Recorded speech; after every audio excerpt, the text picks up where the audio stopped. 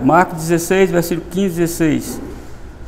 E disse-lhes: ide por todo o mundo e pregai o evangelho a toda criatura. Quem crer e for batizado será salvo. Quem, porém, não crer será condenado. Como já vimos, irmãos, a salvação vem de Deus exigindo uma resposta positiva do pecador. E ordinariamente, veja bem o que eu estou dizendo, ordinariamente, esse pecador precisa ouvir a palavra de Deus, crer na mensagem do Evangelho, arrepender-se dos seus pecados e submeter-se ao batismo, e confessando publicamente sua fé em Cristo diante de Deus e diante também da igreja. Olha, irmãos, por mais diferente que seja uma tradição religiosa, todos concordam que esses são os elementos ordinários para a fé cristã. É preciso ouvir a mensagem do Evangelho, é preciso crer na mensagem desse Evangelho e é preciso dar uma resposta positiva a essa mensagem. Eu estou dizendo ordinário porque a salvação pode acontecer também de forma extraordinária. Paulo diz lá em Romanos capítulo 10, o processo da salvação. É preciso que alguém seja enviado, é preciso que alguém ouça, é preciso que alguém pregue, e é preciso que o Espírito Santo pegue essa mensagem e traduza essa mensagem no coração do pecador. Alguns reformadores dizem, irmãos, que a salvação de alguém pode não obedecer a esse processo ordinário, a essa ordem.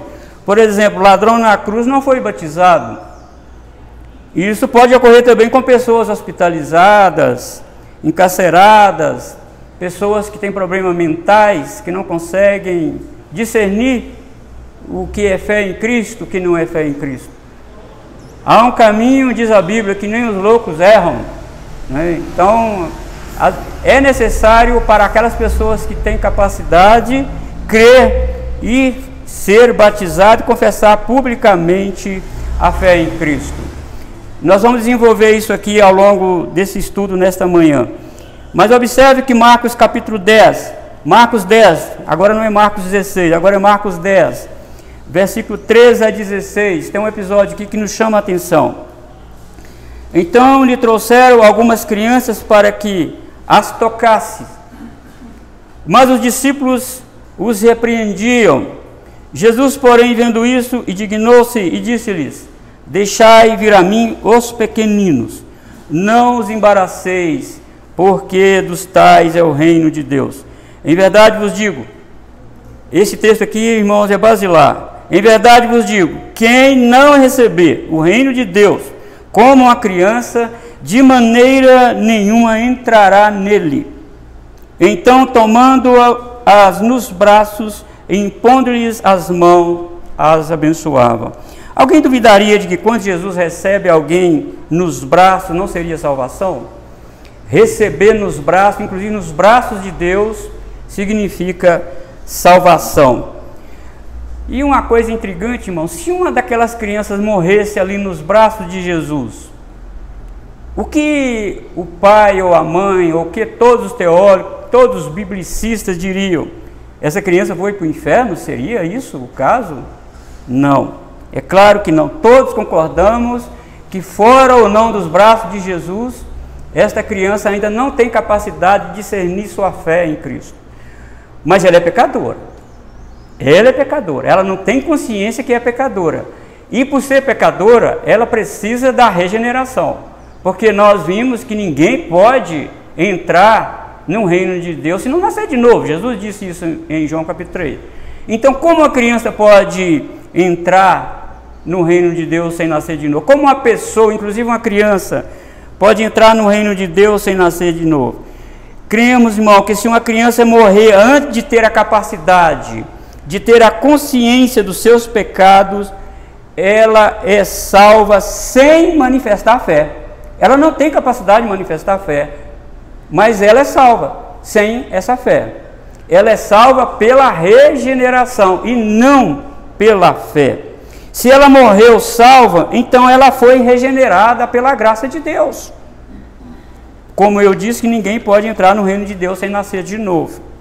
Se as crianças são salvas por Cristo, que é a realidade, faz sentido não dar a elas o sinal da realidade, que é o batismo, que batismo não salva, batismo não purifica, batismo é um sinal que aponta para uma realidade. Se ela já tem a realidade, faz sentido não dar a ela o sinal, o símbolo? Observe o que Jesus disse aqui, que ninguém pode receber o reino de Deus.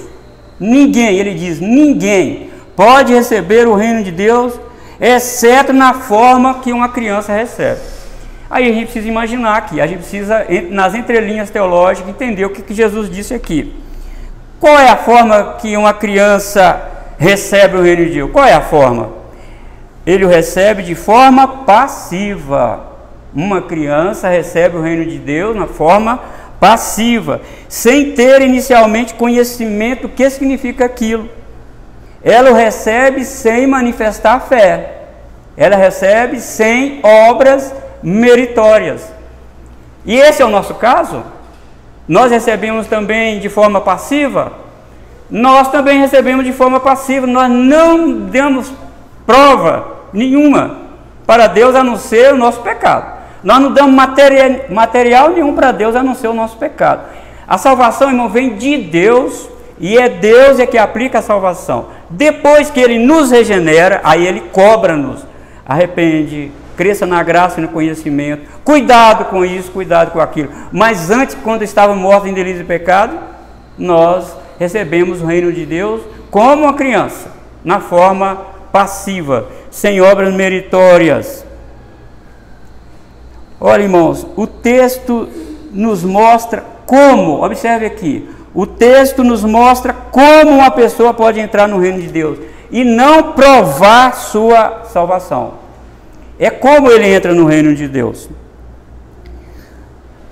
Não dizemos que cada infante batizado, irmão, está necessariamente salvo quando atingir a idade da razão. Nós não estamos dizendo que quando batizamos a criança que a salvação dela está garantida quando ela crescer. Nós não estamos dizendo isso. Nós não estamos ensinando isso. Da mesma forma que ninguém pode garantir que um adulto vai permanecer nos caminhos do Senhor, mesmo ele falando aqui diante do pastor que creu em Cristo, que recebeu a palavra, qual garantia a igreja tem de que esta pessoa permanecerá nos caminhos do Senhor? Qual garantia? Então aqui não é provar a sua salvação. Aqui é como a criança recebe a salvação, de forma passiva. Como nós recebemos a salvação? E Jesus disse, qualquer um, ninguém pode entrar no reino de Deus se não receber o reino de Deus como uma criança recebe. E a criança estava nos braços de Jesus. Nós somos salvos pela graça soberana de Deus, pela regeneração soberana de Deus. E como uma criança é salva? Da mesma forma, da mesma maneira. Muitos dizem, olha para você ver que ponto, muitos dizem que não se deve batizar as crianças porque não temos certeza se ao crescer elas permanecerão nos caminhos do Senhor. É verdade. Não temos certeza se elas permanecerão nos caminhos do Senhor. Mas se usamos a mesma lógica para as crianças, devemos usar a mesma lógica para os adultos. Então também não devemos batizar adultos, porque nós não temos certeza se eles vão permanecer. Se nós não batizamos crianças porque não temos certeza se elas vão permanecer na fé em Cristo, então também nós não vamos batizar adultos, porque também nós não temos certeza se eles vão permanecer. Observe a lógica deles, irmão, não é escriturística, não é teológica, não tem fundamentação, não tem como ter. Então, irmãos, diante disso afirmamos que fé, observe, afirmamos que fé e arrependimento são para as pessoas capazes. Jesus mandou pregar. Em Marcos 16 aqui, Jesus falou, quem crer e for batizado será salvo. Jesus estava falando aqui para as crianças? Porque as crianças não creem. As crianças não têm capacidade de crer. É claro que Jesus estava falando aqui para os adultos. Ninguém discute se a fé deve preceder ao batismo para aqueles que são capazes de assim responder ao chamado do Evangelho. Quando Jesus disse, o tempo está cumprido e o reino de Deus está próximo, arrependei-vos e crede no Evangelho. Uma criança tem capacidade de arrepender e crer no Evangelho? Claro que não. E o mesmo, irmão, posso dizer sobre o texto de Marcos 16, que diz o seguinte: aquele, porém, que não crê será condenado. Uma criança não crê, então ela será condenada? Irmãos, nós precisamos entender. Bíblia a gente precisa pensar, teologia precisamos pensar. Se nós usamos o mesmo método, nós usamos a mesma lógica para não fazer isso, também nós devemos de fazer a mesma lógica para fazer ou não fazer aquilo outro. Você entende isso? Então, se depende de fé para batizar, então, é claro que Jesus está dizendo para essas pessoas que são capazes, para as pessoas adultas, porque Jesus não ia mandar uma criança crer. Porque se não crer, se não batizar, que aquele que crer e for batizado será salvo. E aquele também, o texto mesmo completa. E aquele que não crer será condenado. E uma criança não será condenada porque ela não crê. Não nos parece, irmão, que este texto aqui inclui as crianças e outras classes de pessoas que não detêm capacidade de crer no Evangelho e arrepender-se. Lá na minha terra tinha um senhor que era muito querido, mas ele tinha sérios problemas mentais. Ele ia na igreja, ele sentava lá, ficava quieto, ouvia, e saía e voltava, saía, ele era inquieto, mas ele tinha, na verdade, a mente dele era como a mente de uma criança. Como a mente de uma criança. Ele era pecador? Ele era pecador. Mas ele tinha discernimento de uma coisa e de outra? Não.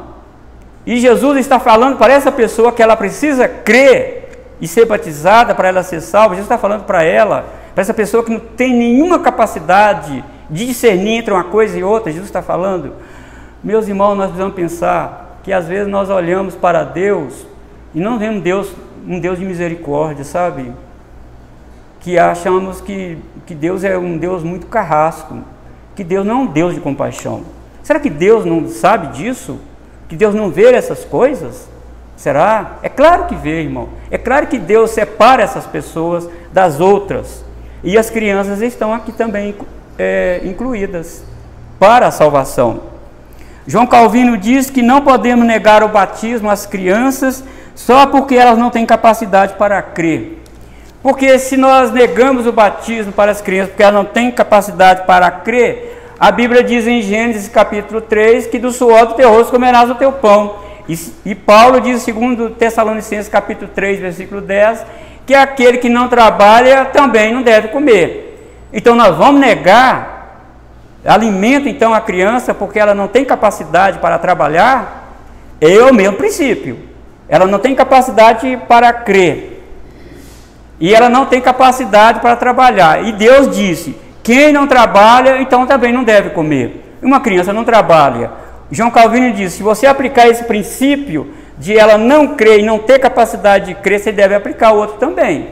Porque você está colocando as coisas como se fossem diferentes, e não são diferentes. Uma criança, você não nega alimento para uma criança, só porque ela não tem capacidade de trabalhar. A questão aqui não é ter capacidade, nós focamos aqui no como uma criança recebe o reino de Deus. Não é a capacidade dela, não é a nossa capacidade. Quem de nós temos capacidade de receber o reino de Deus por nós mesmos? É por isso que Jesus diz, você precisa ser como uma criança. Receber o reino de Deus de forma passiva. Às vezes, irmãos, eu não sei qual é a experiência de vocês aqui, mas se nós fôssemos ouvir aqui a experiência de salvação de cada um, é possível que alguém vai chegar e dizer assim, eu me lembro que num determinado ponto da minha vida, eu entendi o Evangelho de Cristo. E é ali que aconteceu a obra de regeneração na sua vida. Mas é possível também que tenha pessoas aqui que você não lembra de nada. Você nem sabe como isso aconteceu, qual foi o evento mais marcante da sua regeneração. Você não sabe disso. Eu me lembro quando eu estava afastado do Evangelho, eu fiquei uns 2 anos só, e eu estava indo para a roda dos escarnecedores, vamos dizer assim. E bateu um sentimento na minha vida muito grande. E parece que eu estava ouvindo Deus dizer, você está indo para o caminho errado. Você não foi ensinado a fazer essas coisas. E eu voltei, não fui. Estava junto com os colegas e eu vou embora, não estou me sentindo bem, eu vou embora. Vou lá para casa. Mas quem disse que eu fiquei em casa? Eu fui para a igreja. Sentei no último banco da igreja, uma igreja onde eu fui criado. E não teve jeito. E aquele dia ali foi marcante para mim. Eu tinha mais ou menos uns 17 anos de idade. Aquele dia foi marcante para mim. Então você perceba que eu tenho isso na minha história de regeneração. E você deve ter. E se você não deve ter, não se preocupe. A questão não é se você lembra ou não. A questão é que a criança não lembra também como que ela recebeu a regeneração. Ela recebeu a regeneração de forma passiva. Uma pergunta que João Calvino diz: é divino negar alimento para uma criança só porque ela não pode trabalhar? É divino negar o batismo à criança só porque ela ainda não pode crer e entender? Então, incapacidade para crer, incapacidade para trabalhar fazem parte do mesmo princípio bíblico. Aplicar um obriga a aplicar o outro. Se queremos ser coerentes e consistentes, devemos aplicar o mesmo princípio nos dois casos. É isso, irmão. Bíblia é pensar, teologia também é pensar. Então, compreendendo o que Jesus falou até agora, que nós estamos falando aqui, sinal e realidade. Nós precisamos entender uma coisa: sinal e realidade.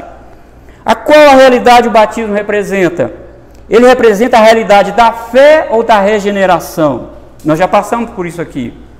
Se o batismo é um sinal que aponta para a realidade da fé, então aqueles que não batizam as crianças estão pelo menos sendo razoável, porque eles creem que o batismo aponta para a fé. Se aponta para a fé, eles estão sendo razoáveis com a doutrina deles de não batizar. Mas mesmo assim temos um problema. Porque o texto de Marcos 16 diz: aquele, porém, que não crê será condenado. Esse é o problema que eles vão encontrar aqui. Jesus, no mesmo diz que tem que crer e ser batizado, eles falam assim: para ser batizado precisa crer. Mas o mesmo texto diz: quem não crê será condenado. Então eles estão dizendo que todas as crianças serão condenadas ao inferno, porque elas não creram. Entendeu o ponto, irmãos? Entenderam aí? Olha também João 13,18. Quem nele crê não é julgado. O que não crê já está julgado, porquanto não crê no nome do unigênito Filho de Deus. Uma criança já está condenada? Uma criança já está julgada? Ela não crê. Irmãos, é isso. Eu estou insistindo nesse ponto para ficar bem, principalmente nossos irmãos estão recém-chegados aqui. E nós precisamos entender bem esse ponto para nós não sermos taxados como antibíblico, como católico manso, como muitas pessoas dizem. Nós não podemos ser julgados dessas formas. Obrigado, querido. Essas duas passagens excluem, então, as crianças da salvação, se o batismo for um sinal visível da fé. Se o batismo aponta para a fé, então as crianças estão condenadas, porque eles estão certos de não batizar, porque aponta para a fé. Então as crianças estão condenadas, porque não crê. Porque Jesus falou que se não crê é condenado.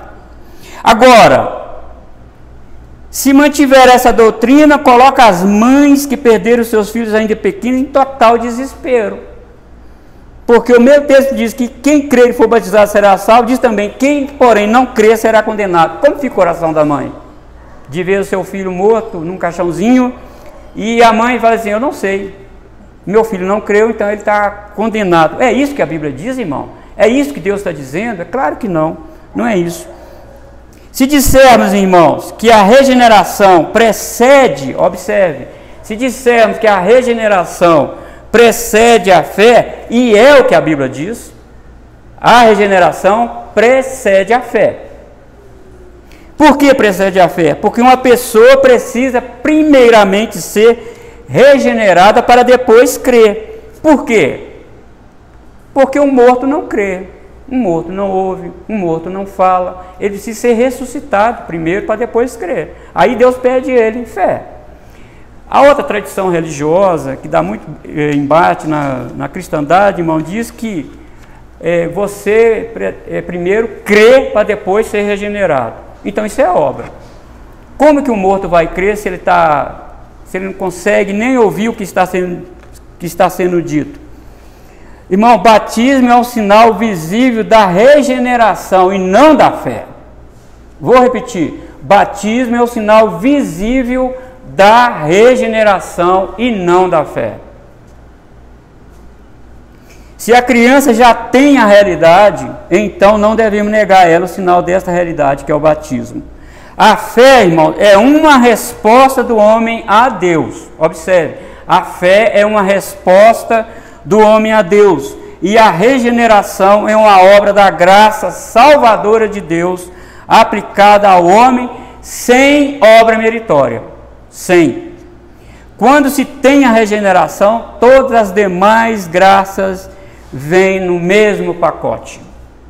Sem a regeneração, que é uma obra do Espírito Santo aplicada na vida do pecador, a fé seria impossível, pois a regeneração leva à fé, e não a fé leva à regeneração. Não muda a ordem. Se mudar a ordem, cria problema. Se mudar a ordem, joga as crianças no inferno, se mudar a ordem. Agora, se eu defendo a ordem bíblica, de que a fé, de que a regeneração precede a fé, então as crianças, nós cremos que se elas morrerem na infância, o Espírito Santo aplica essa obra de salvação nela, sem, portanto, ela ter fé, porque ela não teve capacidade nem tempo de manifestar a fé. Agora, se eu digo que ela precisa de fé para ser salva, então a criança não vai ser salva, porque ela não tem fé. Viu o problemão que arranja se mudar a ordem, irmãos? Mudar a ordem arruma um problema. Outra alegação inconsistente de se não batizar as crianças, presumindo que elas já têm a salvação, é que não temos certeza de que quando elas crescerem, permanecerão no Evangelho e serão salvas. Nós já falamos isso aqui. Mas essa incerteza se tem também na questão do batismo dos adultos. Quem pode garantir que o adulto que se diz ter fé em Cristo tem de verdade? Talvez nem ele tenha essa certeza. Porque batismo não garante salvação de ninguém. Batismo não regenera. Batismo não purifica de pecados. Batismo é sinal e selo do pacto, apontando para uma realidade. É isso, irmãos.